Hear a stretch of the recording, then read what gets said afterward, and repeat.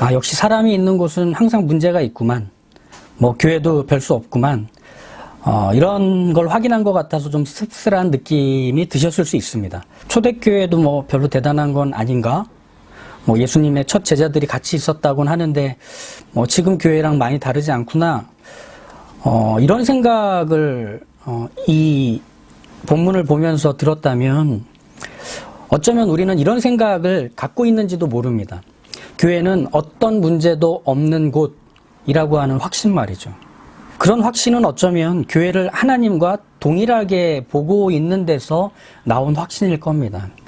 이런 확신은 전형적인 유대인적 사고입니다. 하나님께 선택받은 유일한 민족이라는 걸 자랑스러워하는 이 유대인들은 하나님이 주신 것, 하나님이 세우신 것을 곧 하나님과 같은 것으로 여기며 살아왔습니다. 율법이 그랬고 또 성전이 그랬습니다. 하나님이 율법을 주셨고 하나님이 세우라고 하셔서 성막과 성전을 세웠지만 유대인들에게는 이 율법과 성전이 곧 하나님 자신을 복제해 놓은 하나님이 되어버린 거죠. 책과 건물에 불과했던 율법과 성전을 하나님처럼 떠받들고 숭배하게 되자 이제 그들의 하나님은 성전이 되고 율법이 돼버린 겁니다. 그런 유대인적 사고를 갖고 이 교회 안에 제자가 된 그리스도인이 된 이 최초의 그리스도인들이 보기에는 교회 안에 생겨난 이런 문제와 어려움들이 받아들이기가 참 쉽지 않은 내용들일 수 있었던 건 이해할 필요가 있습니다. 그들은 여전히 유대인이라는 점에서 자유로울 수 없는 거죠. 마치 순결한 교회에 인간적인 죄악과 더러운 의도가 들어와서 더럽힌 것처럼 생각이 들 수 있는 거죠. 유대인인 그리스도인들에게 하나님이 주인이시라면 이 교회는 완성된 형태의 교회, 문제가 없는 교회, 그리고 거룩함으로 구별된 교회라는 인식들이 그들에게는 여전히 남아 있어서 그랬을 것입니다. 하지만 우리가 사도행전 6장에서 보고 있는 이 교회의 모습은 교회에서 일어난 문제를 그저 문제로만 받아들이고 있습니다. 그리고 그 문제를 해결하기로 합니다. 놀라운 사실이 바로 이 점에서부터 시작이 되는 거죠. 믿음을 갖고 그리스도인이 된 유대인들은 하나님 안에서 문제를 해결해 가는 이 방법을 통해서 유대교적인 그리스도인에 갇히지 않고 예수 중심의 그리스도인다워져 가는 모습을 우리에게 보여주는 겁니다.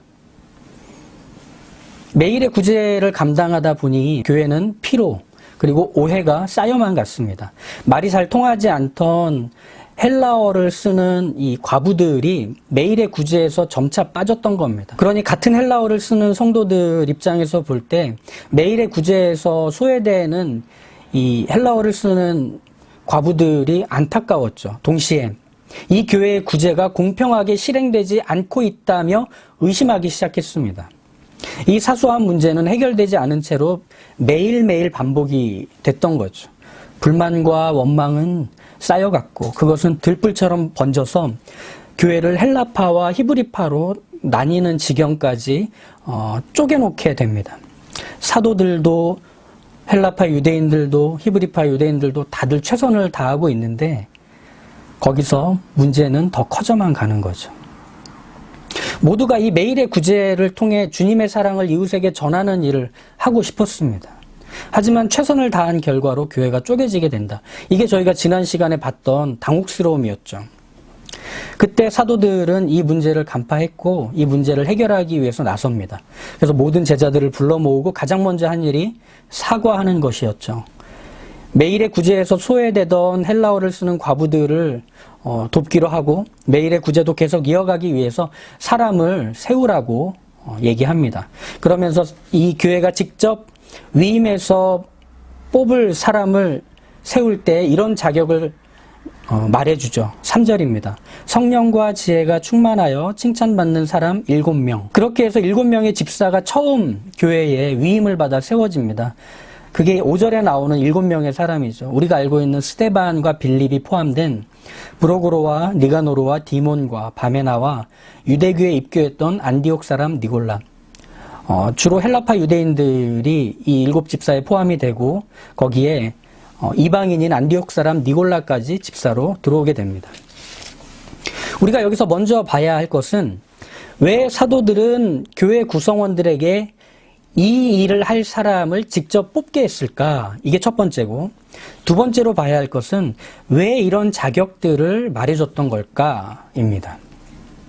지난 시간에 위임에 대해서 잠깐 얘기했지만 조금만 더 기억이 나시도록 설명을 보충하자면, 위임이라는 것은 그 일을 유능하게 해낼 전문가나 대표 선수를 세워서 교회 전체가 그 한 사람에게 또 몇 명에게 부담을 지워주고 거기서 자유로워지는 게 위임이 아닙니다. 교회 구성원 모두가 이 일을 중요하게 여겨서 그 일을 지속적이고 잘 감당할 수 있도록 권한과 책임을 맡겨주는 것이 위임입니다. 그럼 이 위임이라는 것이 보내주는 사인은 너무 분명합니다. 교회의 일이란 모두의 일이라는 것을 보여주는 겁니다. 교회는 하나됨이라는 독특한 정체성을 갖고 있다고 말씀드렸죠. 그렇기 때문에 교회는 문제가 생겼을 때나 일을 할 때나 교회 구성원 모두 그 문제로 인해 함께 고통을 받고 그 일을 함께 감당하며 유익을 받는 게 이 교회의 독특함입니다. 그러니까 문제가 생기면 잘라내서 건강해지고, 일이 잘 되면 교회 안에서 그 일을 잘하는 사람을 중심으로 새롭게 멤버들이 재편되는 방식은 교회의 하나됨과는 상관이 없습니다. 그럼 여기서 이제 교회의 일이라는 건 뭘까요? 교회에서 하는 일이란 예배 순서를 맡고 헌금을 관리하고 교사가 아이들을 가르치고 청소를 하는 그런 교회라는 울타리 안에서만 할 수 있는 일을 말하는 게 교회의 일이 아닐 겁니다. 교회의 일은 뭐냐? 교회의 일이란 하나님의 하나님 되시는 것을 잘 드러내는 일이 교회의 일입니다. 하나님이 누구신지를 구체적으로 잘 드러내는 그 모든 것이 교회의 일입니다. 하나님이 누구신지를 드러낸다, 이것 자체는 참 막연해 보입니다. 하지만 교회 구성원 전체가 힘을 모아서 그 하나님이 누구신지를 구체화하는 것, 그것을 지속적으로 감당하는 것, 이게 교회가 하는 일인 거죠. 그 어떻게는 다양하게 나올 수 있습니다. 하지만 교회의 일은 바로 이 성격과 목적을 갖고 있습니다. 그런 점에서 3절에 성령과 지혜가 충만하여 칭찬받는 사람이라고 하는 이 자격은 탁월한 신앙을 가졌고 동시에 유능한 사람이 이 일을 해야 된다라고 말하는 게 아닌 겁니다. 교회가 하나가 되어서 하나님 되심을 구체화하는 일이 교회의 일이라고 한다면 그 일을 위임받아서 할 사람이 갖춰야 되는 이 자격은 교회의 일과 교회의 하나됨이 떨어져 있지 않다는 걸 보여주고 있는 자격이 되는 겁니다. 이제 이걸 좀 설명을 해드릴게요. 위임할 사람의 자격을 다시 한번 보시죠. 성령이 충만한 사람, 그리고 지혜가 충분한 사람이라고 나옵니다. 먼저 성령이 충만하다라고 하는 건 성령님의 인도와 가르침에 항상 민감하게 반응하려고 애쓰는 사람이 성령이 충만한 사람입니다. 또 성령님이 나의 운전대를 쥐고 계심을 믿고 그 성령님의 음성을 따라 사는 것이 성령이 충만한 사람입니다. 지혜가 충분하다라고 하는 것은 교회가 함께 감당해야 되는 그 일을 잘 감당할 수 있는 경험과 지식과 안목, 그리고 성품을 말하는 겁니다. 한마디로 그 일에 생명을 불어넣는 것, 그 일을 할수록 사람들이 성장하고 새롭게 변화를 받고 그리고 힘을 얻게 되는 것이 말하자면 지혜인 겁니다. 그럼 지혜롭게 일을 하면 어떻게 되느냐? 사람이 살아납니다. 도움을 받습니다. 유익을 얻습니다. 그렇기 때문에 지혜가 충분한 사람이라고 하면 이렇게 말할 수 있는 거죠. 하나님의 거룩한 목적에 맞도록 가장 좋은 방법과 길을 알고 있는 상당히 특수한 지식이 바로 지혜입니다.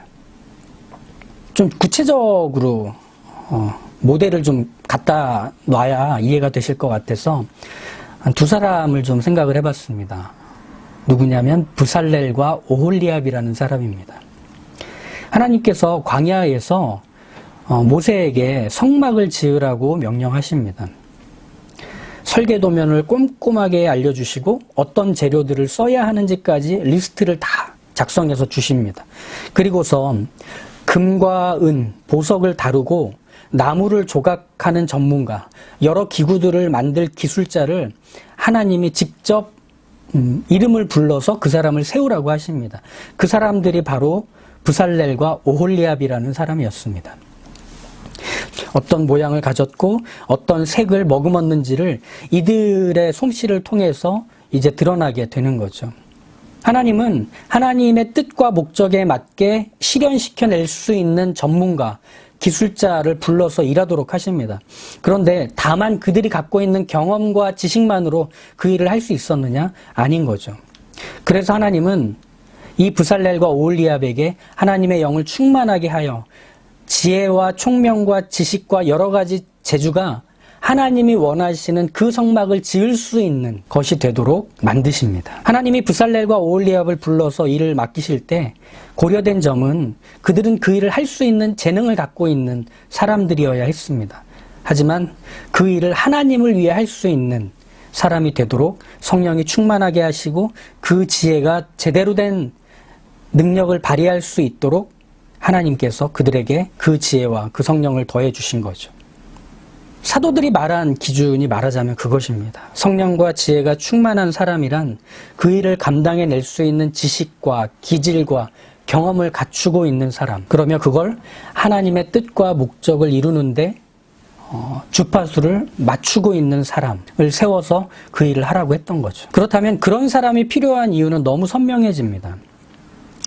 그 지식과 기질과 경험을 통해서 하나님이 교회의 이 일에서 목적하신 것이 무언지를 잘 드러낼 사람을 세우라는 거죠. 마치 브살렐과 오홀리압이 아무것도 없는 그 광야에서 하나님이 원하시고 목적하신 그 성막을 세우듯 교회의 위임을 받아서 교회의 일을 감당하는 사람 역시 하나님의 목적이 무엇인지를 구체화시키는 바로 그 사람이 성령과 지혜가 충만한 사람인 것입니다. 무엇보다도 이 성령과 지혜가 충만한 사람은 열매를 맺는 사람이기도 합니다.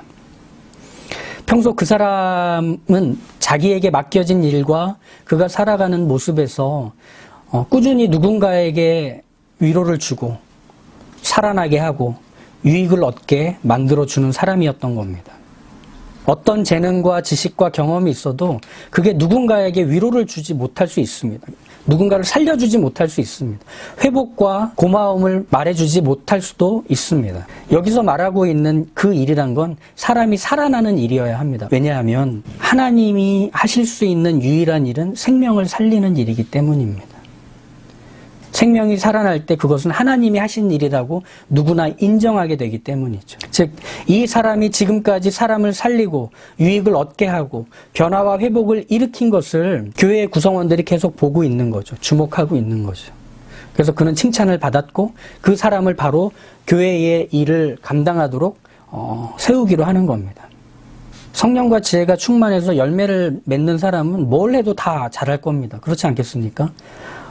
교사를 해도 교회 학교에서 아이들이 신앙이 자라가고 하나님이 기뻐하시는 아이들로 커갑니다. 재정을 맡겨도 귀하게 흘려보내는 일을 감당합니다. 찬양 인도를 해도 성경 공부를 해도 소모임을 맡아도 다 잘하는 사람입니다. 심지어 설거지를 해도 은혜를 받습니다. 그렇다면 이렇게 그가 하는 일을 통해서 열매를 맺고 사람들이 위로를 받고 그리고 유익을 얻게 된다고 한다면 그 일을 그 사람에게 맡겨서 그 일이 하나님이 드러나시는 일이 되도록 바라는 것, 그것이 곧 교회의 영적인 상태와 수준일 수밖에 없다는 건 너무 당연하지 않겠습니까? 유능한 사람, 탁월한 사람, 대단한 사람이 아니라 생명이 살아나고 사람이 변화되고 회복과 위로를 얻어 하나님께로 돌아오게 되는 일을 그 사람이 하고 있다는 걸 교회가 보는 안목이 있다면 그게 바로 교회의 영적인 상태와 수준이 되는 겁니다. 그러니 그 일을 계속 감당해 달라고 위임해서 맡기는 것은 교회가 그것을 바라고 소망하고 꿈꾸고 있다는 것을 보여주는 한 단면이 되기도 하는 겁니다. 헬라파 유대인과 히브리파 유대인들의 이 갈등은 서로의 최선이 충돌해서 벌어진 일입니다. 하지만 서로가 최선을 다했다고 해서 누가 유익을 얻었느냐는 거죠. 교회 공동체 안에서 가장 자주 일어나서 문제를 일으키지만 좀처럼 바뀌지 않는 게 있다면 아마 이것일 겁니다. 그저 최선을 위한 최선을 다하는 것. 최선은 생명이라는 결과를 만들어내는 유일하고 확실한 방식이 아닙니다. 우리가 그렇게 생각하고 싶은 겁니다. 왜냐하면 마음을 기울였고 땀을 흘렸기 때문에 최선이 결과를 만들어낼 거라고 기대하는 우리의 생각이 그런 공식을 완성했을 뿐인 거죠. 하지만 생명이란 결과를 만드는 건 하나님 뿐입니다. 하나님께 속한 영역입니다. 성령과 지혜가 충만한 건 하나님이 뜻하시고 하나님이 기뻐하시는 것에 민감한 상태로 일하는 걸 말하는 거지 최선을 다한다는 말은 아닌 거죠. 그래서 교회가 교회의 일을 맡겨서 위임의 사람을 세울 때는 그 일이 생명이 되게, 그 일이 사람이 살게, 그 일이 하나님을 그 사람이 만날 수 있게 되는 일이 되도록 하기 위해서 그 사람에게 일을 맡기는 겁니다. 즉, 이 수준과 함께 올라가는 거죠. 하나님을 주목할수록 하나님의 일을 감당하는 사람이 어떤 사람인지에 대한 안목까지 교회는 함께 가져갈 수 있는 겁니다. 우린 그런 사람이 교회에 많이 세워졌으면 좋겠다 생각이 듭니다. 그런 분이 교회 학교의 교사로, 그런 분이 소모임과 성경 공부를 인도하는 것으로, 하다못해 그런 분이 지어준 밥이라도 먹고 싶습니다. 하지만 그건 그 사람만이 대단한 게 아니라 그 사람을 위임해서 세운 교회의 영적인 수준도 깊고 대단한 것입니다. 함께 유익을 얻는 거죠. 이게 교회의 하나 되는 독특한 정체성의 열매인 겁니다. 그런 점에서 사도들이 이런 사람을 세워서 이 일을 맡도록 하게 하라라고 했던 그 말이 끝난 다음에 한 말이 중요한 겁니다. 4절을 보시면 우리는 오로지 기도하는 일과 말씀 사역에 힘쓰리라 이렇게 얘기하죠. 왜냐하면 교회와 그리스도인의 영적인 수준과 상태는 오직 하나님의 말씀에 의해서만 자라고 끌어올려지기 때문입니다. 다른 방식이란 존재하지 않습니다. 교회는 참 독특해요. 살아있는 생명체 같습니다. 계속 성장하고 변화하고 새로워집니다. 교회의 이런 멈춤 없는 성장은 그 안에 생명을 갖고 있기 때문이고, 그리고 그 생명은 하나님의 말씀을 배우고 알아가며 계속 커가게 됩니다. 이 일에 깊은 책임을 지고 있는 것이 사도들이었던 거죠. 특별히 사도들은 예수님이 가르치신 것과 예수님이 보여주신 것을 직접 보고 들었던 증인들입니다. 그래서 사도들을 통해서 온 교회가 배우는 이것은 지식이 아니라 삶이었고 상상이 아니라 실체였습니다. 그랬다더라, 그런 것도 있었다더라가 아니라 그러셨다, 그렇게 된다, 이것을 사도들을 통해 교회가 배웠던 겁니다. 그래서 교회는 바로 이 사도들의 터 위에 세워진 겁니다.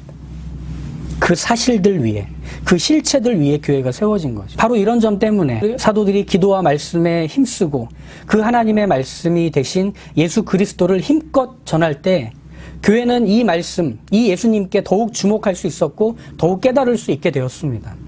그것을 통해 교회가 어떻게 되느냐?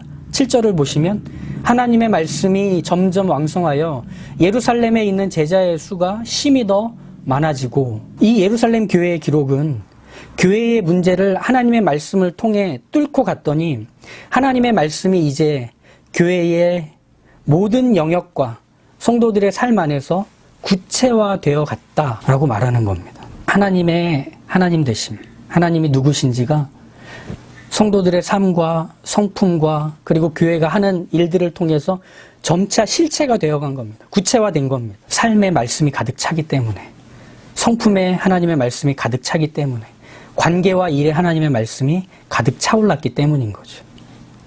그러다 보면 어느샌가 하나님의 말씀은 삶과 일터와 과정과 관계와 성품 안에서 왕성한 생명력으로 끊임없이 자라가게 돼서 누군가 그걸 따먹어 위로를 얻고 힘을 얻고 하나님을 주목해 올 수 있게 되는 선순환이 이루어지게 됐던 겁니다. 그게 초대교회에서 보여줬던 하나님의 말씀이 왕성하게 되는 풍경이었던 거죠. 근데 여기서 누가의 기록 중 한 가지를 우리가 주목하고 오늘 내용들을 마무리하자면, 하나님의 말씀이 점점 왕성하여 예루살렘에 있는 제자들의 수가 더 심히 많아질 때 특별히 어떤 한 무리들의 숫자가 급격히 늘었다고 합니다. 그들이 누구인가 하면 제사장들입니다. 그들이 누구냐면 태어날 때부터 이미 하나님의 말씀에 가장 가까이 있던 사람들입니다. 그들은 평생을 이 하나님의 말씀을 가르치고 그리고 이 하나님의 영광을 말하는 사람들로 살아야 했던 선천적으로 소명을 갖고 태어난 사람들이죠. 그런데 이들이 가장 먼저 알았습니다. 자신들이 하나님의 말씀에서 가장 멀리 있다는 것을.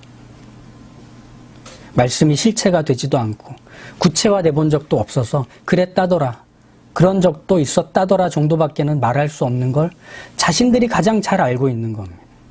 그러니 제사장들이야말로 하나님의 말씀에 가장 궁금해했고 가장 목말라 했던 사람들이었던 거죠. 초대교회에서 하나님의 말씀이 점점 실체가 될 때 가장 열정적으로 반응할 수밖에 없었던 건 자기들이 정말 먹고 싶었기 때문입니다. 자기들이 정말 알고 싶었기 때문입니다.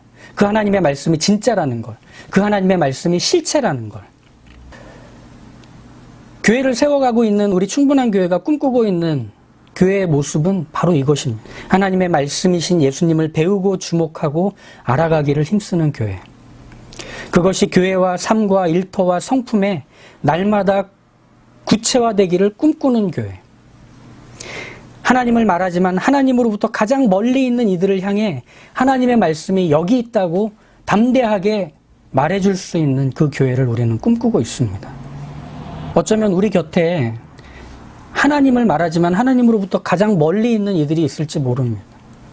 너무 익숙한 교회 생활에 젖어 있어서 마치 스스로가 구원을 받았다고, 하나님을 안다고, 예수님의 제자라고 착각하며 하나님과는 상관없지만 그런 목마름을 어떻게 해결할 길이 없어서 다른 방식으로 해결하면서도 교회의 문턱 안에 발을 걸치고 있는 사람이 있을 수 있습니다. 그러기 위해서 우리가 먼저 하나님의 말씀이 구체화되는 일에 고민하며 참여해야 합니다. 교회는 어떤 문제도 없는 곳이 아닙니다. 하지만 걱정할 필요가 없습니다. 교회는 그 문제를 해결할 생명을 갖고 있기 때문이죠. 그리고 그 생명이 끊임없이 우리에게 유익을 얻게 하고 그것이 흘러넘쳐 생명 없는 자리, 생명을 잃은 자리에서 그 생명이 피어나도록 할 것이기 때문입니다. 우리 지원이와 은성이와 은설이 그리고 무려 어린이집을 졸업하는 우리 성훈이에게 오늘 기억하게 할 한마디 말은 이것입니다. 하나님을 드러내는 성령과 지혜가 충만한 사람이 내가 될래요.